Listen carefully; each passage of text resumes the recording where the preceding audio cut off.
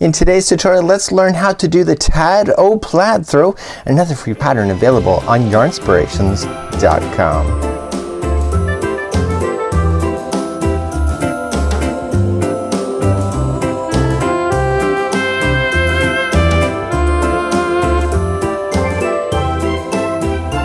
Welcome back to the Crochet Crowd as well as yarnspirations.com. I'm your host Mikey.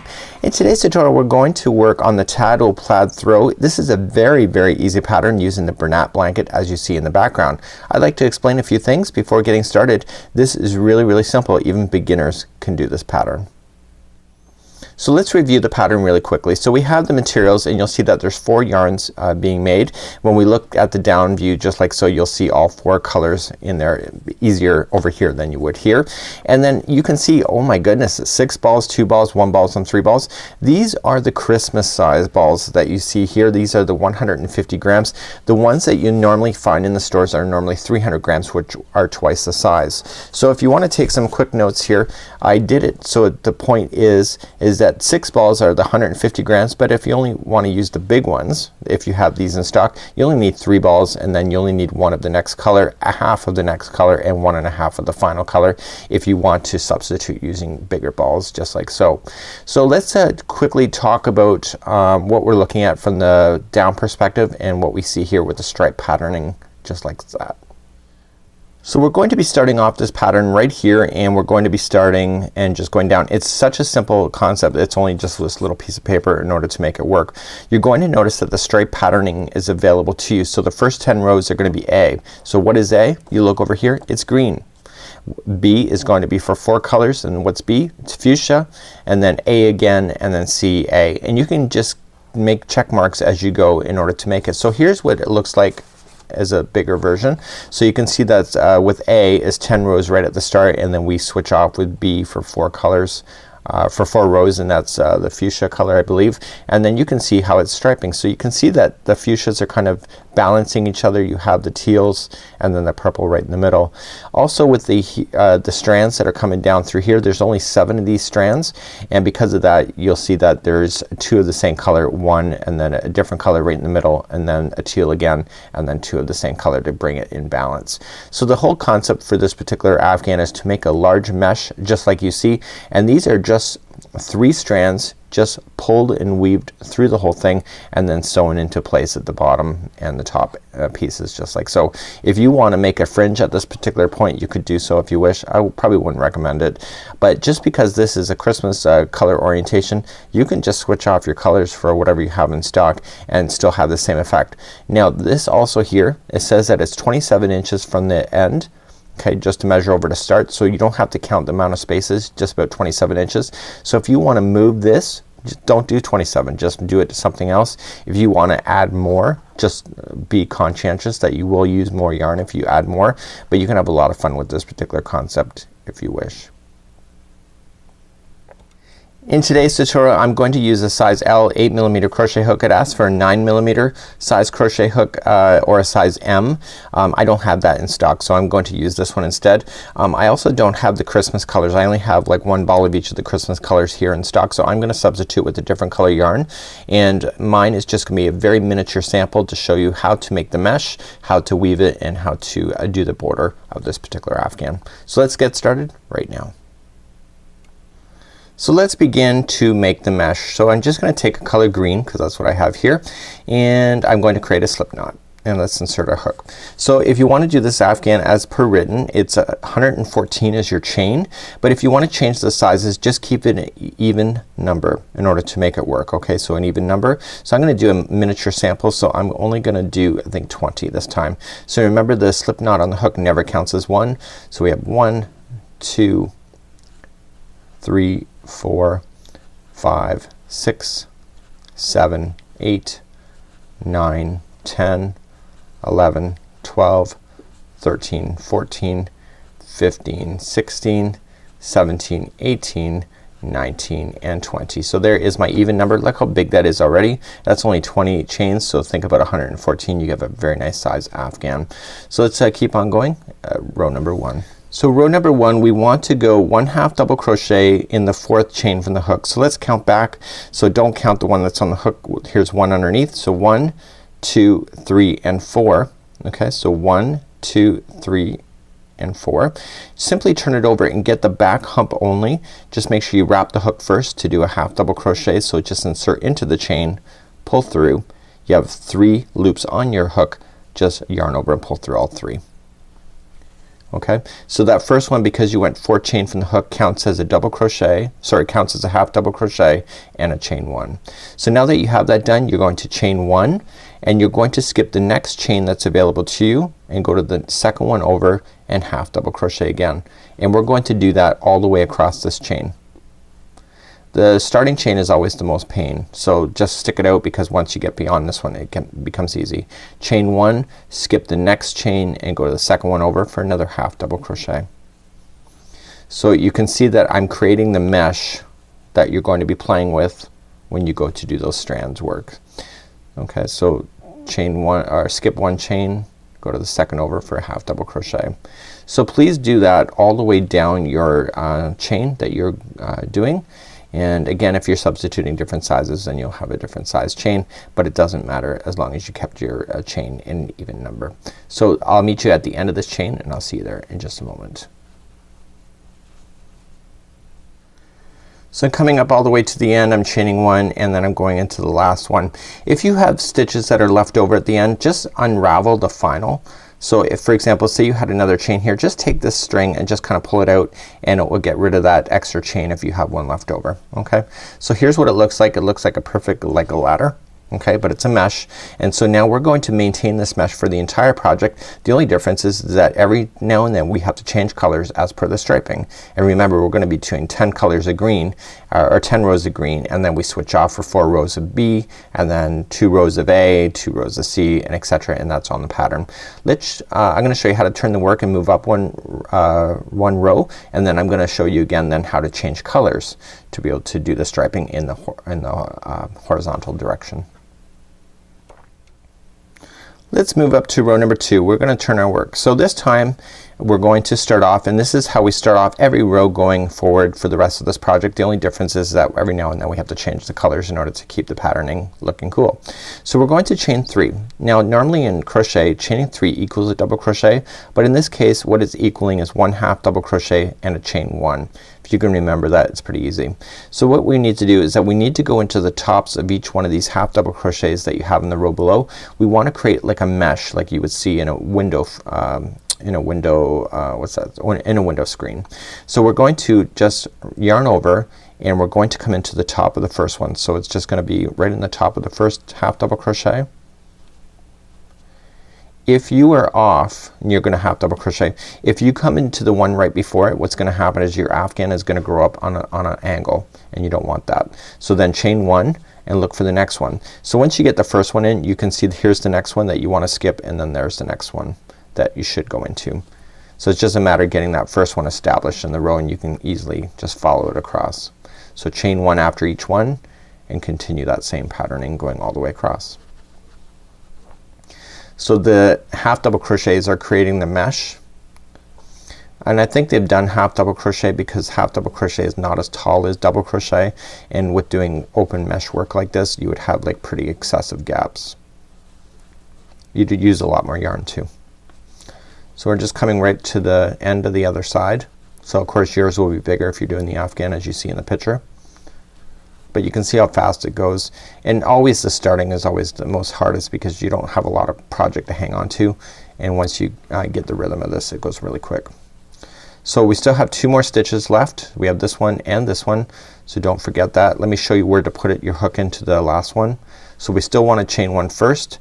Now this was chaining of 3, so we want to come to the chain. Okay, so half double crochet into the 3rd chain, and that will allow you to have that open mesh work at the end. So let me show you how to change color, because every row is now the same. You can see the half double crochets are sitting on top of each other, but let me show you how to change color if you would like to do so within this pattern.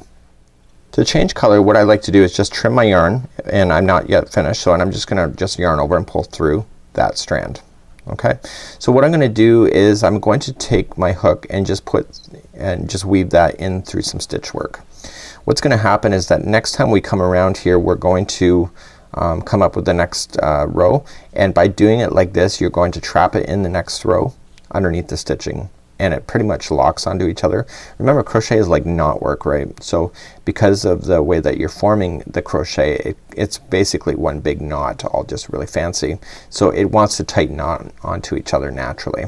So I go about that far, and then I'm just gonna leave this until I get to the next row, and then I'll show you what to do at that point. So taking my next color, I'm just gonna do some gray here. I'm going to start off with a slip knot first, and I'm gonna put it on my hook. So this is where I finished off.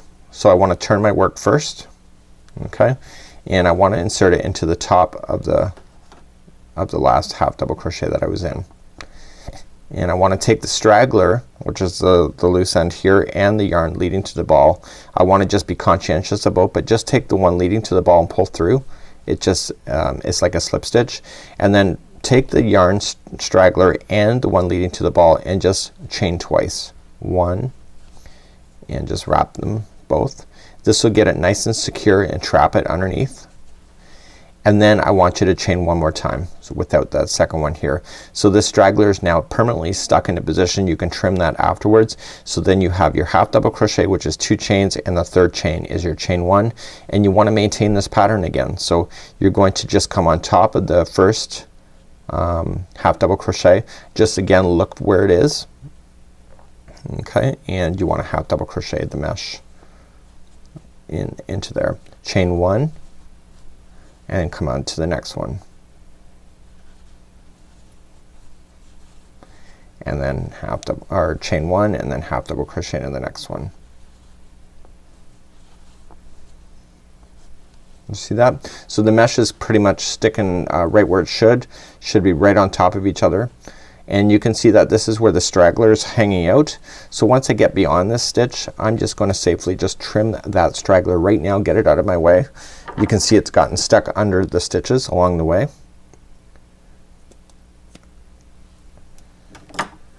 And I want to chain 1 and keep on going. So that would be how you would change the colors to do this, going all the way across for your particular thing. So you can follow the patterning for the color changes. So when I come back, I'm going to show you how to do the strands down, the weaving effect. That's really simple, and then I'm going to show you the 2 rounds for the border in order to complete this afghan. When you come to the end, don't forget you have to come into the chain work. So you got to leave 1 chain empty and come to the second one over and half double crochet. And that's the only way to maintain that on the edge. So this is what it looks like. So you can see that the mesh is right on top of each other, just like a window screen, like so. So let's I'm gonna fasten this off, and I'm going to show you how to do the strands. And I fasten off the same way that I just changed colors, and we still have to do a border with this as well. So you don't have to sew it in at all at this point, because the border is probably gonna trap it into position anyway.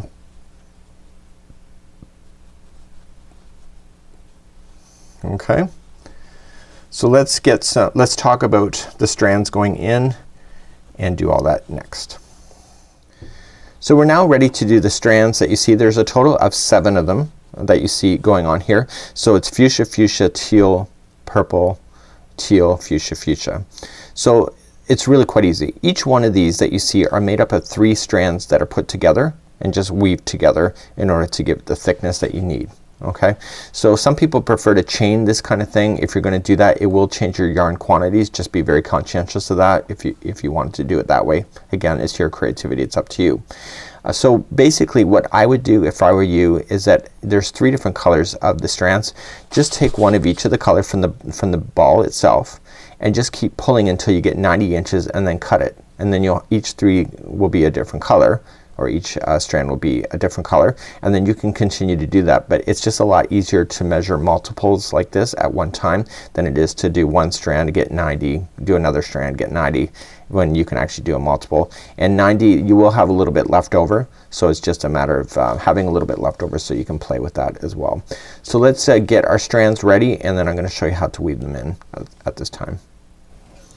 To figure out where the strands are going, if you look at the instructions, it says that if you look from the right edge, it'll go 27 inches. You can move these wherever you want to. So if you want this more centered, you can move it more to the center. There's only a total of 7 of these if you wish. And again, the creativity is up to you. So you can't move these because you've already done it, but this you can move for sure. So even if you want it more on the edge, just because this is Christmas doesn't mean you have to make it Christmas oriented. You can do any colors that you wish. Let me show you how to get all these strands through really quite easily, and do that right now. So with 3 strands at one time, what I like to do is that I like to put in a little knot that is very easy to come out. Okay, so just a knot so you can pull all 3 at the same time. Okay, so not too tough, but all I want to do is that I want to drag the yarn. So from the top side to the bottom, you just want to drag your yarn through. Okay, so it says beginning in the bottom edge. Okay, so it says the beginning at the bottom edge, so we're gonna begin at the bottom. It doesn't really matter which way you start, but you're just gonna pop it through, and see I'm not even using a crochet hook, and just pop that knot up and down throughout the entire project. So what I would do is I would lie this project on a table, and basically you would have this all into position going all the way through. Okay, so because I've only done 3 rounds, you can see that I haven't really done enough to really show you the effect on the actual project, but you can see you'll have these beautiful long strands of the color as it jumps over from one to another. So you're going to do that. So what do we need to do for the very top and the bottom? This is what I would do. There's really no instructions for it, but this is what I would do. So what I would do is do all your strands at the same time. So weave them all, and just leave them out hanging. Okay, so don't do any tie work at this time. Get them all. Make sure that you can stretch your afghan so they all look like they're sitting in there, but they're not so tight that the afghan is kind of compressing. Okay, so once you get that done, what I would do is take that yarn strand on the other side. You might want your crochet hook for it, and just kind of pull through. Okay, like so. And what I would do is take that knot out that you did. You're only gonna have the knot on the one side of your strand anyway. The other side will be knot free.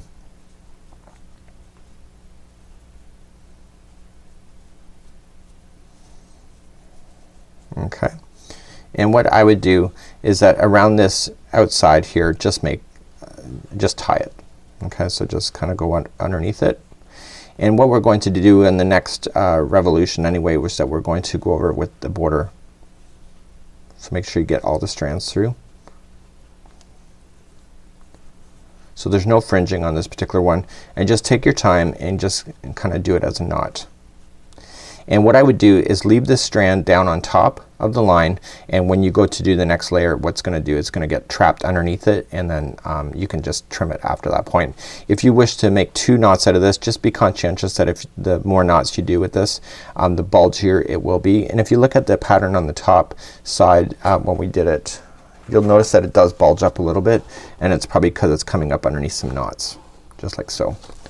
Okay, that's for the border. So come to the other side. If you have excess left over, don't worry about not cutting it. You can cut it if you wish, and just again do the same thing. Just you want to come around and just kind of tie it on the other side. So the biggest deal is that you don't want to ruin this by making it too tight. Okay, and then what I would do then is do them all, and then at the end of it just clean them all up before starting your border, and then you can get that done really quite nicely. So that's what I would do. You could also use a darning needle to sew these into position using complementary yarn if you wish, and again that's completely up to you if you want to do that as well.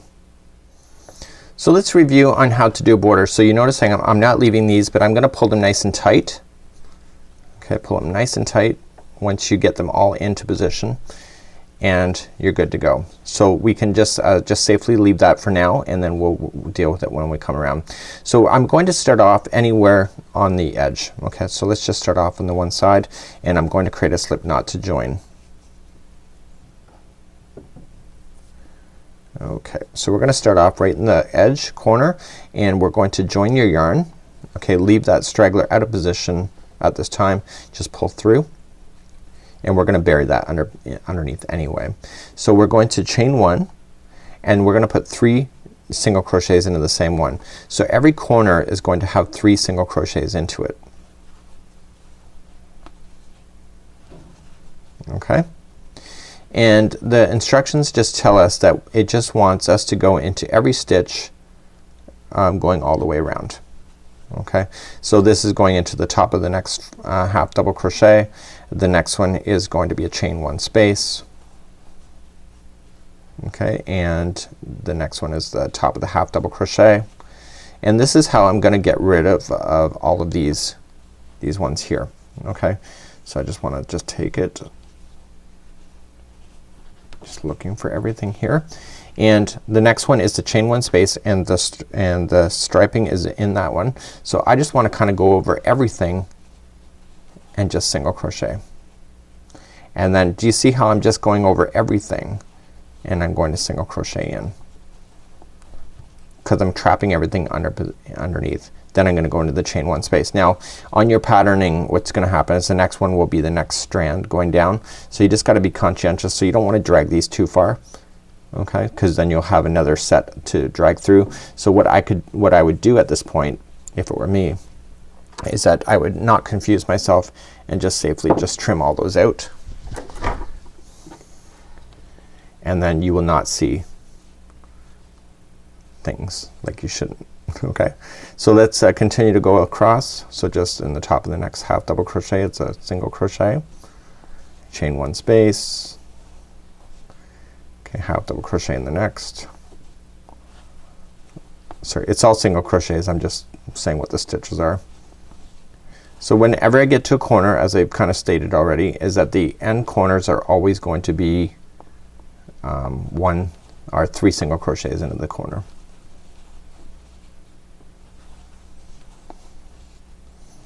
Okay, so here is the last chain 1 space, so here's the corner, and on this one here I want to put in 3 single crochets. Noticing I'm not putting it into a gap space because it's supposed to be a half double crochet for an edge. So you'll have an excessive gap if you do that. So down the sides it's not gonna be as straightforward, but it says to equally space them. So here's a space, so I would do 1 single crochet there, and here's a side of a half double crochet here. So I'm gonna go into there, and the next one is going to be a space. Now if you remember, half double crochet is equaling a chain 2, so you just basically you're gonna go into 1 chain 1 space kind of looking, and then the other one's right into what appears to be a stitch and a space, and then this is on the top corner. Okay, so it go right into an actual end, and it'll be 3 single crochets there.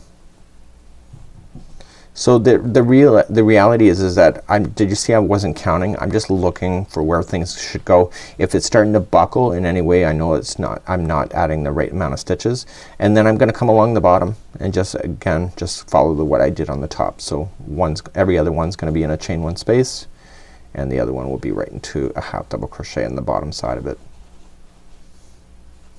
So continue that same idea going all the way around, and I'll meet you back and I'll show you how to do the reverse single crochet. Once you get onto the other side here, you're going to have the same issue that you had over here, and again just follow it along, get those items stuck underneath. So the next one is a straggler, or is the strand that's going down through, so just going around. So just put everything on top and going into the next one and just kind of going over top of everything to get it stuck underneath. Okay, see, I'm going over everything, and then once I'm satisfied with that, just take your scissors and cut those out.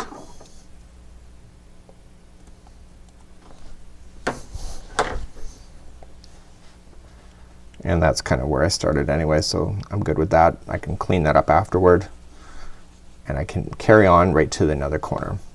So you can see I basically I have my strands coming through. I've got it buried under so well that you barely see it, and then you know, of course in the end you just want to do your final touches and get rid of it. So in the corners you're going to do your 3 single crochets to turn. So 1, 2 and 3, and then again down the side. So they've got a big space there. The next one is in a what appears to be a side of a stitch, space, side of a stitch, and then space, and then the next one is your corner. Now that you started off with 3 single crochets, so at this point you just want to go into the first single crochet and join that to finish that round. So you'll know if it's right at this point. Your blanket should not be buckling. It should not be doing any weird twists. It should be just nice and just like you see here. So let's do the final round, which is the reverse single crochet. So let's get ready, and we're going to do the last round, and this will be the reverse single crochet. So we're not going to turn our work at all. We're just going to start working in the reverse. So we've been coming from this direction. We want to go back in the same direction, but without turning our project. This is also known as a crab stitch. You're going to chain 1 first, and coming up to the stitch right before this, you're going to insert your hook. So go down in, grab the yarn, pull through, and then grab the yarn and pull through 2. And you keep doing that. So come to the next stitch right before, in, just make sure that yarn goes right up over the top, and then pull through 2. This stitch takes a little bit of time getting used to, but it does a beautiful finishing effect when it comes to doing your afghans. You see this a lot on hats too. So just coming in, pull under, and pull through. And it almost looks like, in certain yarns, it looks like it's a roping effect on the outside. It thickens up the border. So what are you gonna do on the corners? Well, we're not gonna add anything to the corners. We're just gonna simply just continue to go around the corner for one reverse single crochet in each one of the existing stitches. So we don't have to do any extras for making the turn. This type of stitch, it just does a lovely appearance on its own. And just coming into each one. And again, this stitch takes a little bit of getting used to. When I saw it for the first time, I'm like, whoa, what is that? Okay, so I want to take my time, and so you can see it has a beautiful look when all is said and done, and it's really quite a nice stitch, and that's all you'd have to do in order to finish off this project. So just continue to do that. When you get back all the way to the start over here, you just have to join it with the slip stitch and then fasten off, weave in your ends, and then your afghan is good to go.